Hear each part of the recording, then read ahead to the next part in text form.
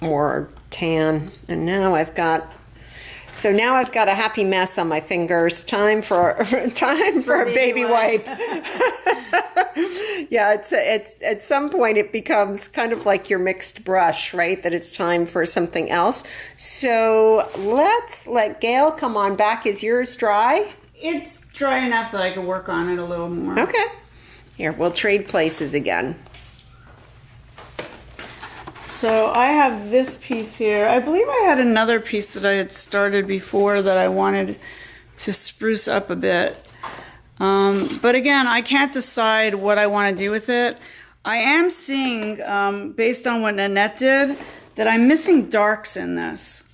So I'm going to add a little bit of dark and then go on to another painting. And sometimes what I do is I added a little bit to my edges. I'll add a little bit of paint to my edges. And right away, my painting just came to life because it has more contrast. It has more interest. So I'll put a little bit, I'm not going to put it everywhere, but I'm going to just mush it up, add a little bit of water to it if it's not moving around enough. Again, we can't go wrong because once this dries, you have absolute freedom to add anything that you want to it. I found this beautiful blue yesterday and I'm dying to use it somehow. I'm not sure how yet, but I'm going to try it in different places. And if it doesn't work right away, it doesn't work right away. But I'm going to keep playing with it until I get something that I like. And that could take a week. It might not happen, and I may be doing something that you out there are looking at and saying, what are you doing? You had such interesting marks before, and now you've destroyed it. But there's so much I could still do. I could add line in here. I could scrape through it. And I think it still looks a little dark to me, so I might just wipe it off and add some light tones again. And that's what happens if you're mixing a lot of paint at once and working too quickly. You may have to begin, not again, because all the marks that you have down there in the beginning are perfect and they will show through even if it's just minor and just a little bit. But when you look in a field, think about it. Nothing's uniform. There's all kinds of movement. There's all kinds of things happening. So right now I'm using my finger and I'm going to use the back of a paintbrush. So some of the lines are thicker and some of the lines are thinner, but there's movement in it. There's always something happening. And now I'll use the brush itself to add some color.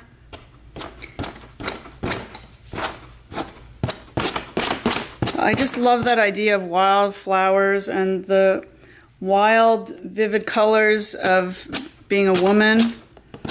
The fire and the fury. You were talking about fire before, but there doesn't always have to be. There's beauty in our passion, and that's what we have to remember. And this is a great way to express it, is throw the paint on and see what happens.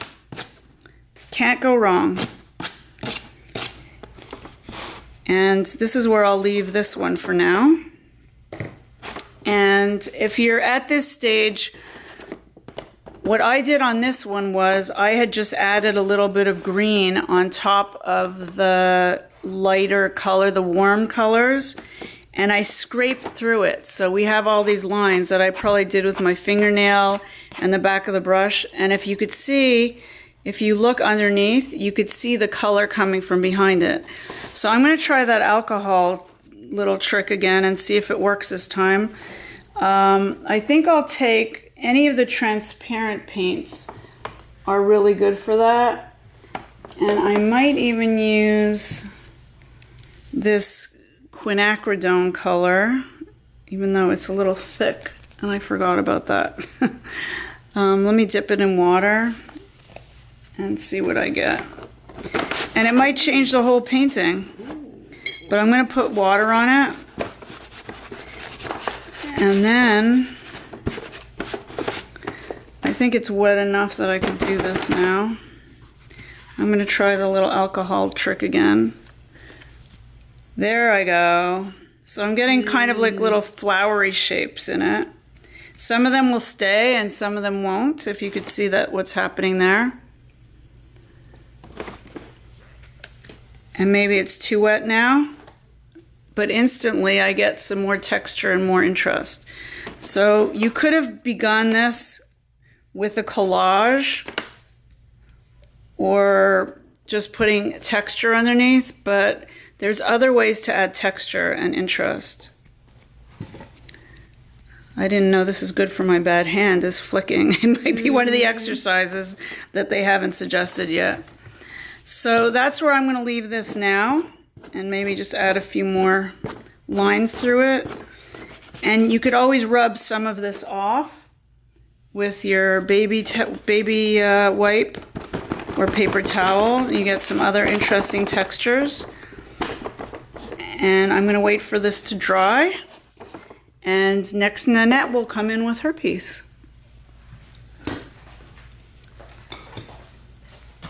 So I'm going to go back to my flame garden here. And I was intrigued watching Gail add water to hers a little bit. And I think that I would like to do a little bit of that and see if I can get some of the edges to soften up a little bit. And I don't know, I don't know if... Did you want to use the alcohol? That's what I'm thinking. So you might have to add a little more of a transparent paint. And the way you could see if they're transparent, very often the bottles will have this on it. And it'll show you how much of that black line that you could see will indicate how transparent it is. Okay. So you didn't really want the red, right? No. Yeah. This one's a little thick. How about that? Is that orange too bright? Yeah. Let's try a little. Is the yellow? It should be pretty transparent. Yeah.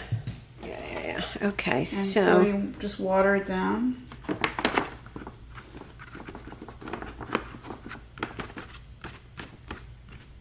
Maybe even thinner, I don't know. What works well also are inks. You could get, I'll show them some of the Let me inks that see we if have. this works. See what happens if I... Oh! Fluid acrylic actually works even better than this. Some of these are fluid. I believe the yellow you used was fluid. I think I just made a mess. Well, it's all practice. Let's see. Yeah, not really doing. Some of this. Let's see.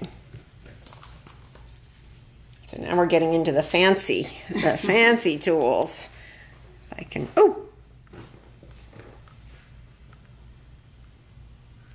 let's see what happens with those. Oh, the drips are great too. The drips are interesting. Not really what I was going for, but let's see what happens. You can go in multiple directions.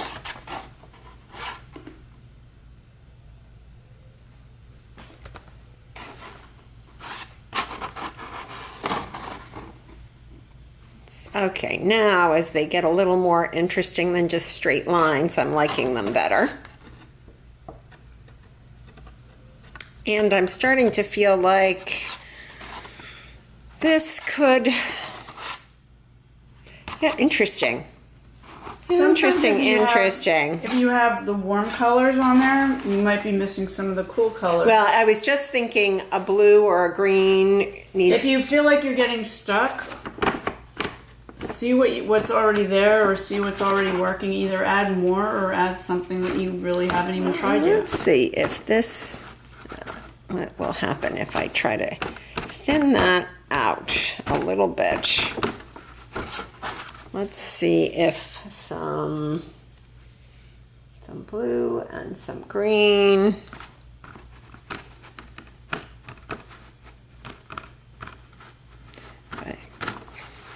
Some interesting marks.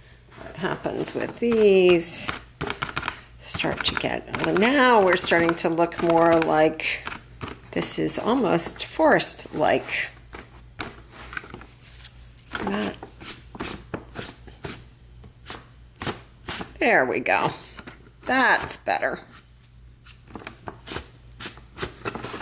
And then if I remember Gail's, I just need a little attachment, just something.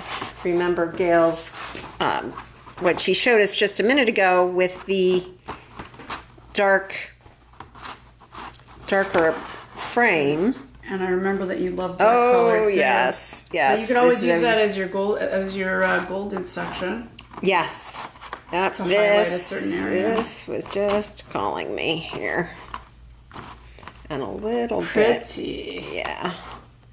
Just a little bit there. Are you having fun? I am. That's and what then it's a all little about. bit of this contrast on, whoops.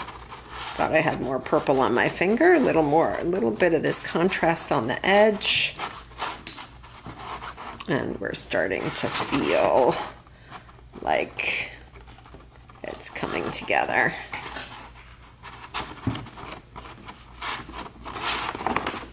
Again, I need a little liquid on my finger.